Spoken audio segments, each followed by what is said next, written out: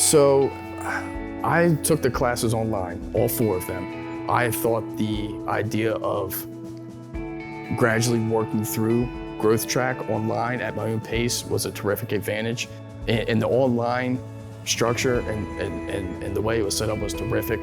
And I wouldn't have done it any better.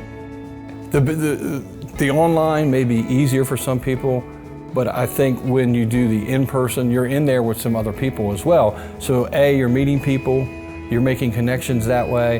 And it was funny though, because we never had the same, we had 2 people that were the same every Sunday. So you met different people, you had different people instructing, so you met different people in the church, and they would give you their experiences just like we're doing now. That, hey, my recommendation is anybody comes in to do this. Now, we talked at small group last night. I think some of them have taken it twice, but they're like, we haven't done it in 5 years, so we're gonna do it again.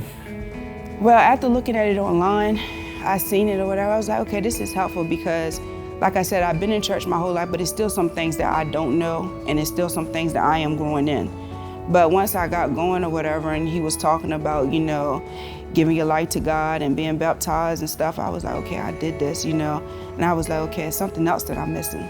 So I kept on going and went through it or whatever, and I was like, okay, I'm gonna keep going. I said, because this is very interesting. So I kept going, and then I was like getting emotional, and I was like, okay, because some things I thought that I was doing right, but it was like, okay, I don't think this was right. So I was like, he's giving me advice, so it actually drew me to it. I got so much honestly, out of the whole Growth Track. Right from the get-go, it was a refresher, because being a Christian my whole life, I know what I need to be doing. But when you slip away, it's easier to, when you stop reading your Bible every single day, it's easier to the next day to not. You just forget, and then you forget. And so it just got me back on track and absolutely reminded me that I need to be serving. My biggest takeaway was that I was not serving. I was serving my family and my spouse, but I was not serving God and my church family in any capacity.